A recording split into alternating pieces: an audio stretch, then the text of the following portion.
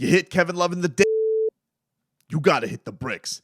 The Miami Heat, they relocated the Grizzlies, okay? Typically a team that lives in Grind City. Miami took their ass to Blowout City tonight. A rare, and I mean rare, Miami Heat blowout win. I didn't know what to do with myself. I was like, fourth quarter? No tension? What is this? What are we doing? This is strange. Ended the third quarter on a 14-0 run. I was like, whew. I didn't know what to do with myself. It really was crazy. And they just played tremendous. Miami Heat shot 60% from the floor tonight, lit it up from downtown, which they have been. Just a great all-around performance through the entire game. It just it was impressive. You talk about doing that to the team that is number 2 in the West. Yeah, certainly is dealing with a lot of drama right now. John Morant officially getting a suspension. He'll be eligible to come back on Monday. He sat down with Jalen Rose.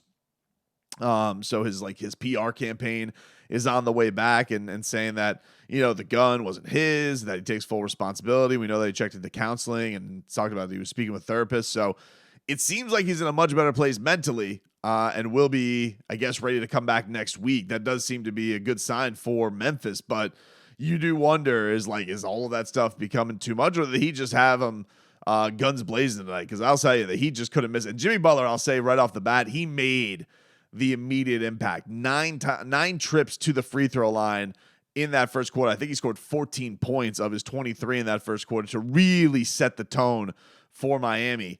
And, he only played 28 minutes tonight. You love that Jimmy Butler gets a nice light night at work where basically this thing was decided by the time the third quarter came to an end. Really, really impressive performance from all of the Heat stars tonight. You got 26 from Bam, 24 from Tyler, 23 from Jimmy. You got double figures from both of your starters and Gabe Vincent, Kevin Love, who we'll get to in just a second.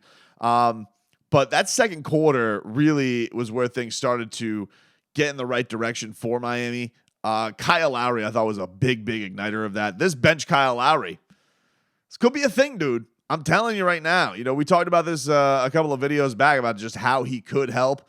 And a lot of that seems like it's coming to fruition. He is not having to take a back seat in that time in the second unit. They've been really missing that guy who can QB that unit and get things organized, get things set, especially when Jimmy goes for that first blow.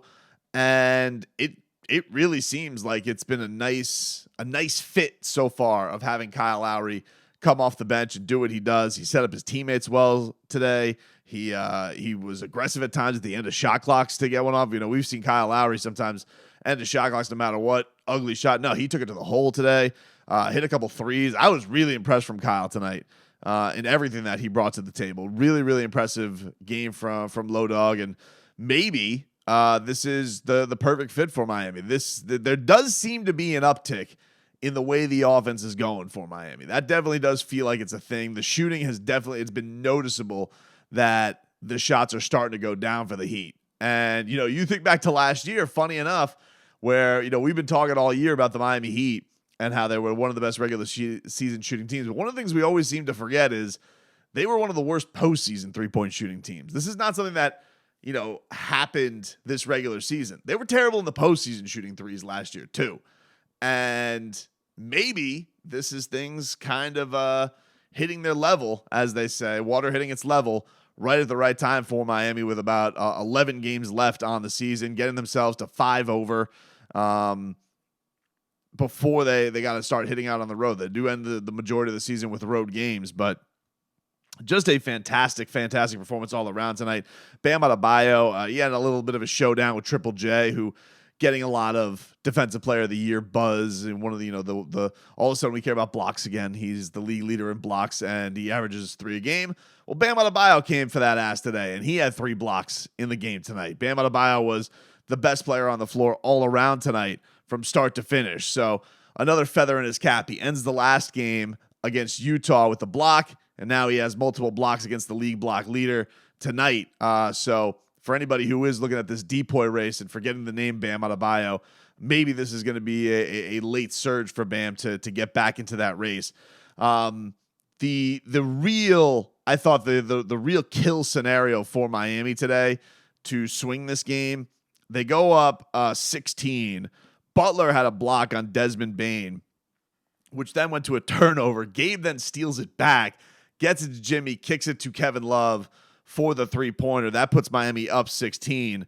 By far the best Kevin Love game of the season, especially in a win. I think his other real good game was against the Knicks, if memory serves. But this was easily Kevin Love's best shooting performance in a win. 3 of 7 from downtown, 10.6 rebounds, 3 assists. Really was doing it all. Looked comfortable in the starting lineup tonight. And, of course, he sacrifices balls. That is the boldest of bold. If you want to know if Kevin Love is all the way committed to the Miami Heat, well, he took a massive low blow from Desmond Bane today, who was trying to swing around him and swung his arm right between Kevin Love's pills, right through his legs and hit him right in the pills, and he went down in a heap. And they reviewed it. They said flagrant 2, Desmond Bane. He took a hike. And Miami then thereafter, you already don't have John Morant, then you lose Desmond Bane. You might as well have wrapped things up for the Grizzlies right there. I'm sure there'll be some belly aching from them about that decision, saying, oh, it wasn't intentional.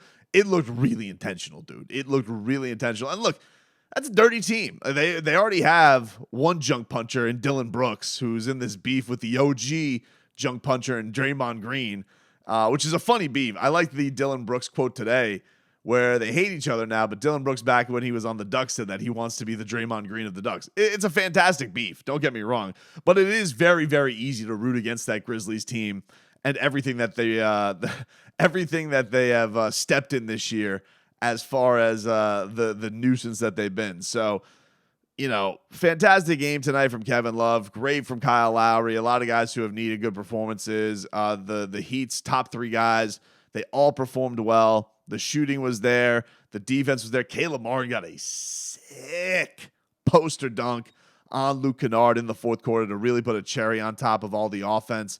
Was really awesome. The only real negatives tonight, and I don't even want to, harp on him too much as far as negatives are concerned. Big Yurt, he's got this golden opportunity that has come his way with Cody Zeller's broken nose. And he had 3 fouls in 2 minutes. So tough go for Big Yurt tonight. It's been a tough go for him thus far in his early stints in the Heat season.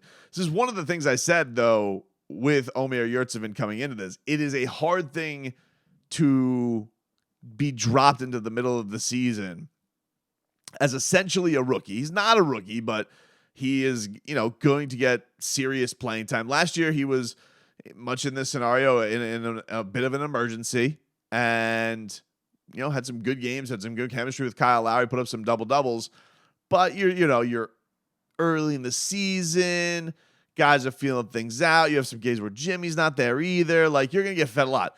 This is way different. You got to go in there in these non-Bam minutes, and it's, Spo's talked about this is a bit of a hard scenario. Guys have struggled with it. Precious Achiuwa has struggled with it. Dedmon did good with it for one season. Then, it wasn't that great.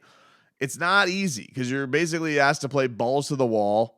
And if you're not finding your footing or you're a little too aggressive and Spo can't trust you, there's been 2 games where he's gotten yanked. So that was really the lone negative tonight. But, I think it's a tough one to get on Yurt.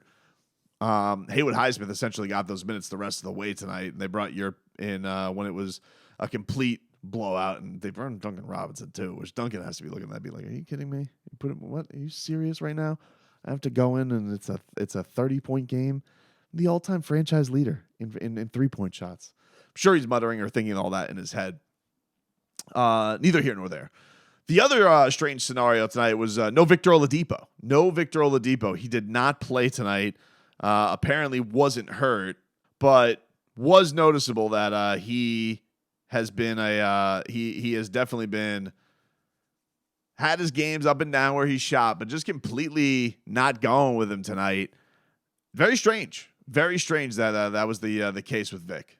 I don't know if that's a matchup thing. I don't know if that's a fit thing. Look, not the first time they got this late in the season. They did something very similar with Victor Oladipo last year when things looked like they were unraveling a little bit.